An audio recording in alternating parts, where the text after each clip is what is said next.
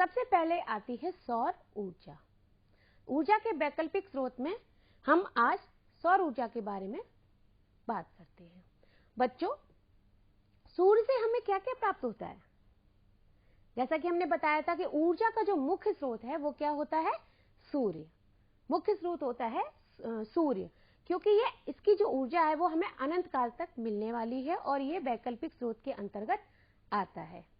इससे हमें प्रकाश और ऊष्मा दोनों ही ऊर्जा के रूप में प्राप्त होते हैं। और क्या है?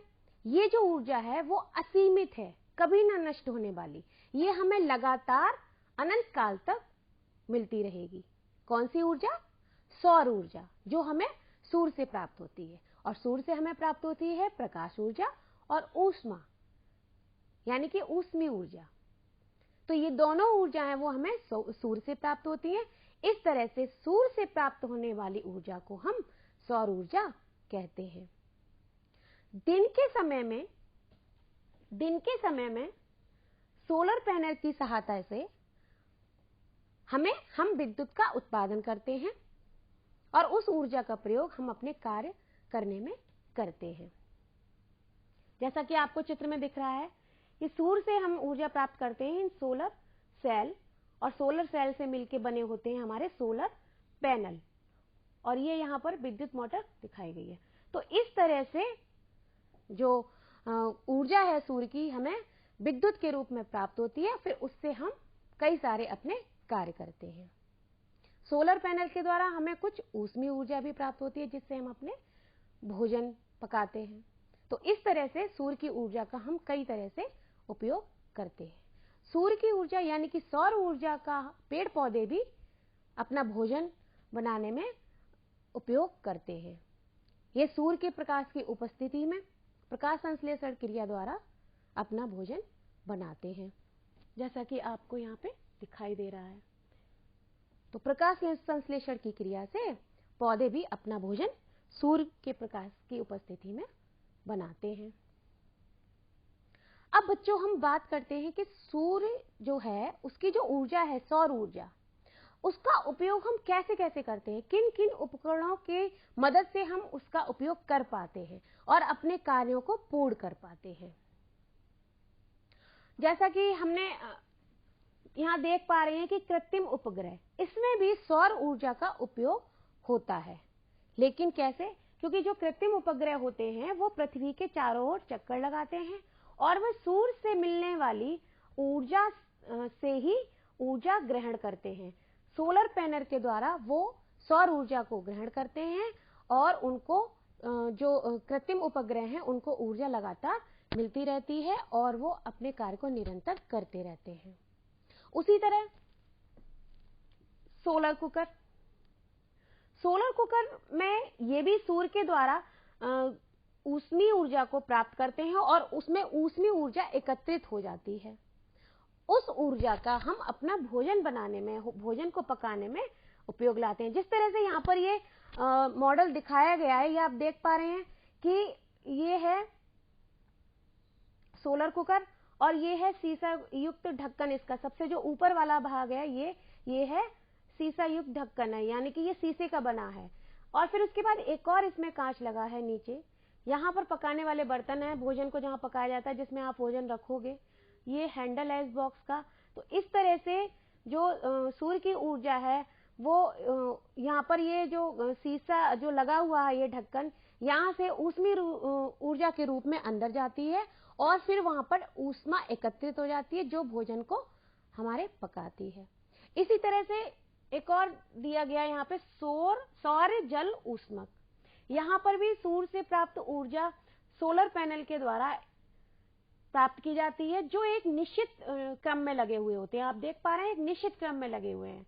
उसके बाद एक बैटरी दी गई है जहां पर सूर्य की ऊर्जा एकत्रित होती है और ये विद्युत मोटर लगी हुई है। यहां से विद्युत मोटर का क्रम दिया गया है, उसके बाद विद्युत मोटर लगती है। नीचे से जो आने वाला जल है वो यहां आप देख पा रहे हैं कि नीचे से जो आने वाला जल है भूमि के अंदर का, वो ऊपर की तरफ आता है विद्युत मोटर के द्वारा, क्योंकि उससे विद्युत उत्पन्न होती है। और यहाँ पर वो ऊष्मीय ऊर्जा में कन्वर्ट होती है सौर ऊर्जा। जो सूर्य की ऊर्जा है वो ऊष्मीय ऊर्जा में परिवर्तित होके और उस जल को गर्म करके यहाँ पर जो जल पंप लगा है यहाँ से वो जल गर्म होके निकलता है। तो इस तरह से हमारा सौर जल ऊष्मक कार्य करता है। तो आप देख पा रहे हैं कि कितने उपकरण के द्वारा हमने सौर ऊर्जा को, जिस तरह से आप देख पा रहे हैं, ये देखिए, ये मैंने एक छोटा सा मॉडल बनाया है सोलर पैनल का। ये देख रहे हैं, ये सोलर पैनल का मॉडल है। मान लीजिए ये सूर्य है, ये सूर्य है और ये सोलर पैनल। तो यहाँ से ये ऊष्मा या प्रकाश ऊर्जा है, जो सौर ऊर्जा है, वो ऊष्मीय ऊर्जा में कन्वर्ट होगी सोलर पैनल के द्वारा। ये इसको ग्रहण करेंगे और ये जो सोलर पैनल हैं वो सोलर सेल के द्वारा बने होते हैं, छोटे छोटे सोलर पैनल के द्वारा बने होते हैं, जो एक निश्चित क्रम में लगे हुए होते हैं। उसके बाद ये जो ऊर्जा है वो, जैसा कि यहाँ पे हमने दिखा रखा है कि ये जो विद्युत मोटर लगी है, बैटरी लगाते हैं, वो फिर कन्वर्ट करती है विद्युत में, और उसके बाद हमारे जो कार्य होते हैं, इससे हम पवन चक्की या आटा चक्की या फिर पंखा, यानी कि बिजली का जब उत्पादन हो जाता है तो हम कई सारे कार्य कर सकते हैं। हम आटा चक्की भी बना सकते हैं और हम जल को भी गर्म कर सकते हैं, जल पंप लगा सकते हैं। इस तरह से कई सारे कार्य हम इसके द्वारा कर सकते हैं। अभी इसके बारे में हम आगे भी जानकारी प्राप्त करेंगे। जैसे कि अगर हमारे इस बैटरी में, मैं इसको चला के एक बार दिखाती हूँ, ये देखिए, इस तरह से हम कार्य कर पाते हैं। अगर ये इस तरह से चलेगा, हम यहाँ पे जल पंप भी लगा सकते हैं या आटा चक्की भी लगा सकते हैं, या कई तरह से हम उपकरणों का उपयोग कर सकते हैं सौर ऊर्जा के द्वारा। अब हम आगे बढ़ते हैं। जल ऊर्जा। आप सबको क्या ये पता है कि जो बहता हुआ जल है, यानी कि जो गतिमान जल होता है, उसमें ऊर्जा होती है। कभी आपने बहते हुए जल में कोई चीज डाली होगी तो वो क्या होता है, वो बहती हुई नीचे आ जाती है, लेकिन उसके बाद तो आप कुछ कार्य नहीं करते। वो जो वस्तु है उसको कौन लेके आता है, जल नीचे ले आती है। तो उसी तरह जब पहाड़ों पर या पहाड़ी क्षेत्रों पर जो हमें कार्य करने होते हैं, जैसे कि अगर वहां से कोई भारी लकड़ियां हैं या जो व्यवसाय होते हैं लकड़ी के, जो ऊपर से नीचे लाना होता है, तो उनको कैसे लाया जाता है, वो गतिमान जल के द्वारा ही हम नीचे उनको ला सकते हैं, क्योंकि वो जल अपने साथ उनको बहाकर नीचे ले आते हैं। आप यहाँ देख पा रहे हैं, ये है बहता जल। इस तरह से अगर हम यहाँ पर कोई वस्तु या भारी चीजें डालते हैं तो वो नीचे धीमे धीमे नीचे आराम से आ जाता है और वो ऊंचाई से नीचे की ओर वो वस्तु आ जाती है। तो इस तरह से जो इमारती लकड़ियां हैं पहाड़ों पर, उनको हम निचले स्थानों पर ला सकते हैं। और क्या होता है, बहते जल से हम पवन चक्की चला सकते हैं या आटा चक्की भी इस तरह से हम चला सकते हैं, क्योंकि उससे विद्युत उत्पन्न की जा सकती है और हम अपने कई कार्य इस विद्युत ऊर्जा के द्वारा, वो हमें प्राप्त होती है जल ऊर्जा से। जो गतिमान यानी कि बहता हुआ जल है उससे हम प्राप्त करते हैं और हमारे कई कार्य संपन्न होते हैं। आगे देखिए, ये है जल विद्युत संयंत्र। आपने देखा होगा कि नदियां जब बहती हैं, कहीं कहीं बांध बने होते हैं, यानी कि उन जो जल बहता हुआ आता है उसको कहीं कहीं रोका जाता है।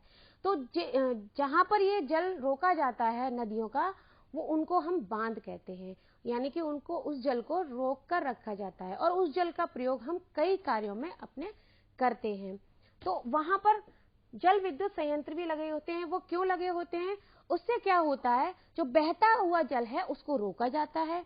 उसको रोकने से एक तो वो हमारे कई कार्यों में सहायता देता है, रुका हुआ जल, और उससे विद्युत उत्पन्न भी की जा सकती है। उस पानी से विद्युत उत्पन्न की जा सकती है, फिर उस विद्युत का हम अपने कई कार्यों में उपयोग करते हैं। तो इस तरह से जल विद्युत संयंत्र भी हमारे मदद करता है कई कार्यों को करने में।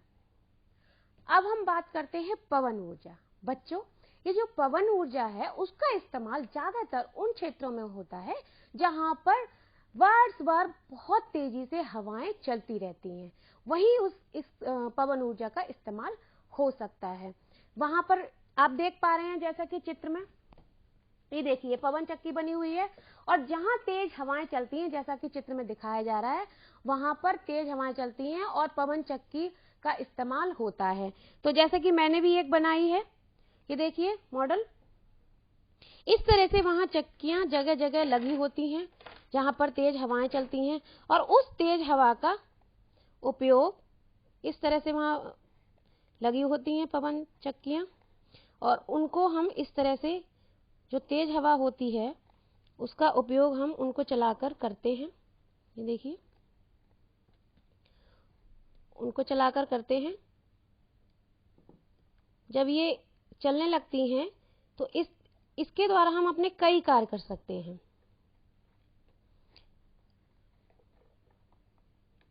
तो इस तरह से आप देख पा रहे हैं, मैंने ये मॉडल बनाया है पवन चक्की का, जहां पर तेज हवाएं चलती हैं वहां पर ये उपयोग में लाई जाती हैं। वहां पर चक्की है, आटा चक्की है, इस तरह से कई सारी अपने कार्य हम निपटाते हैं।